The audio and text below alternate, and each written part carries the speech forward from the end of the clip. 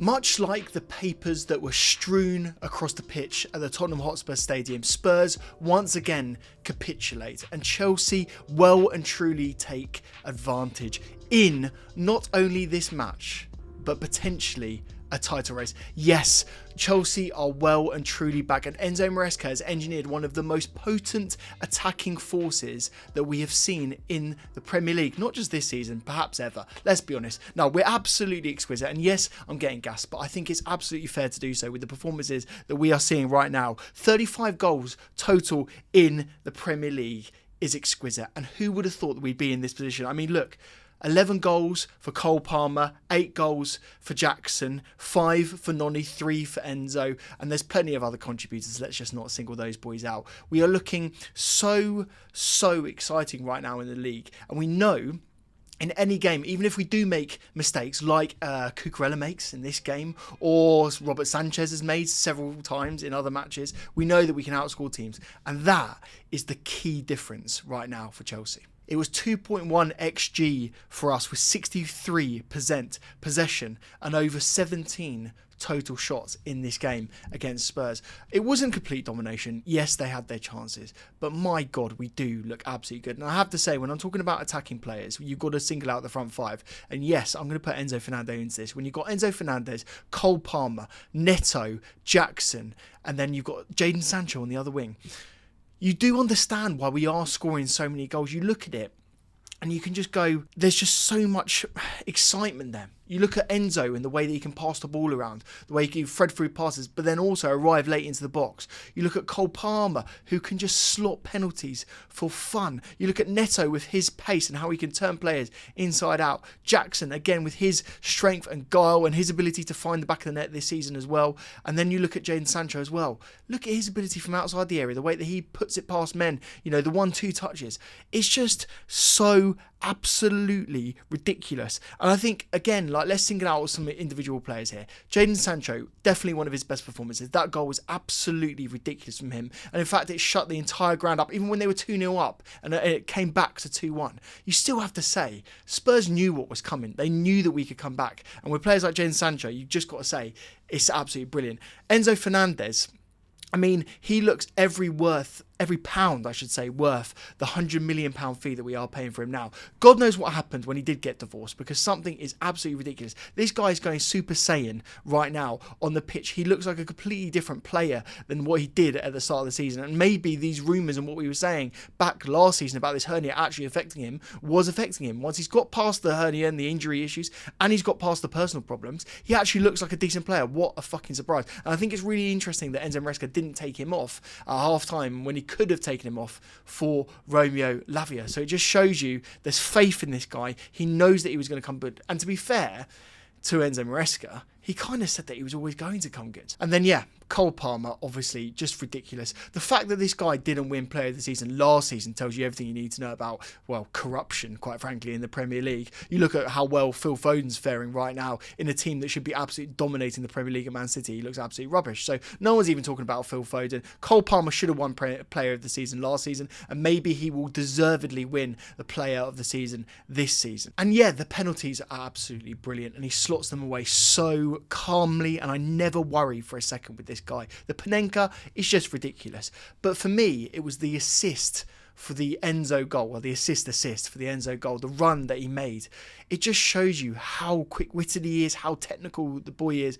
And it was funny, isn't it? Like, I remember there was an interview where he was saying his dad always discouraged him from doing sort of like gym work and worrying about how big and strong he was. It was all about the technique. And in moments like that, you can understand why his dad was completely right. And thank you very much, Cole Palmer's father, because you have engineered and created what is, quite frankly, a ridiculous player to play for us. And we are so lucky to have him. And then, yeah, players like Nicholas Jackson, who, quite frankly, had one of his quieter games, but moments like the celebration that Enzo scores his goal, was a whip off his top. Jackson is there desperately hanging on to his shirt, almost like he wanted to take it home and put it up and frame it in his man cave, you know, do you know what I mean? Like, he kept that down.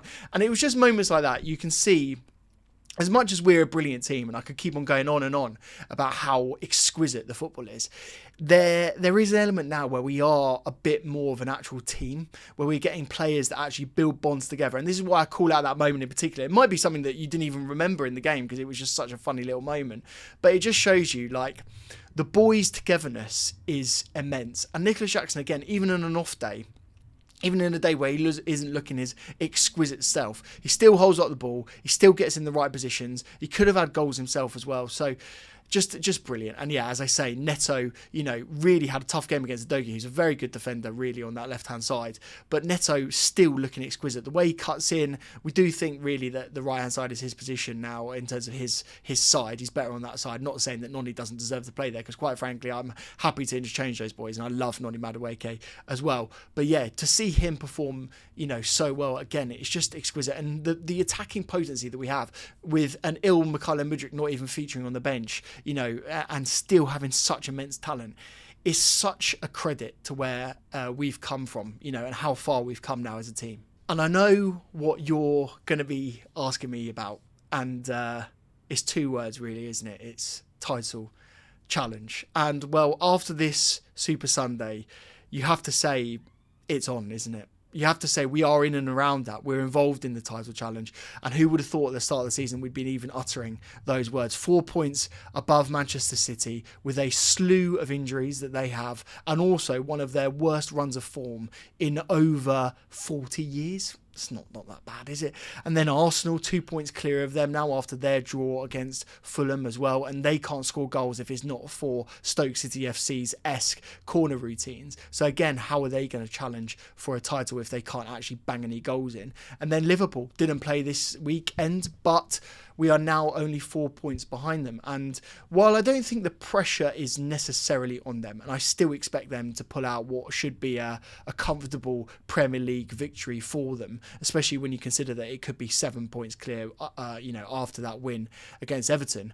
That game isn't now apparently going to happen until February time. And so what is fascinating about that is now they will always be sort of behind. There'll always be a match behind. And those games in hand, they're not guaranteed wins, are they? So there is going to be some form of pressure on them. And I can't wait for that reverse fixture against them now. That is going to be an exquisite game of football. And if we win that, then absolutely the title challenge is on. But irregardless of that, we are in cloud nine right now. We are going to enjoy every single moment of this. And I think the overwhelming sentiment is just to enjoy it, right? I think we went into this season not expecting very much, like hoping for a top four would be exquisite. Getting a trophy in the Conference League would be brilliant as well. And I said that on Joey's podcast, and I just said, yeah, I would be happy with those two results and those two sort of endings of the season. But now the potential is there for so much more.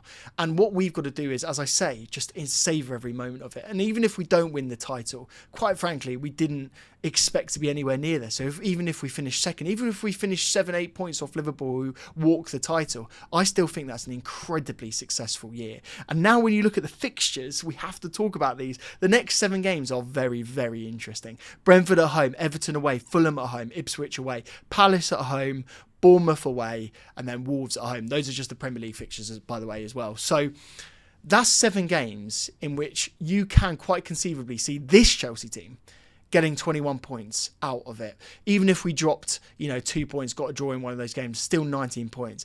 There's no reason why we shouldn't be having these conversations about title challenges. And I'll tell you what, it proved to me more than anything this game about Chelsea and about us in general, is that we have come so far as a club. Like, you remember 2 years ago, this new board comes in, a hostile takeover, really. Abramovich had to sell the club suddenly in what was an incredible amount of sanctions on us. And we had to deal with, not being able to sign players. We had to deal with incredible amount of stress. We had to deal with managerial changes.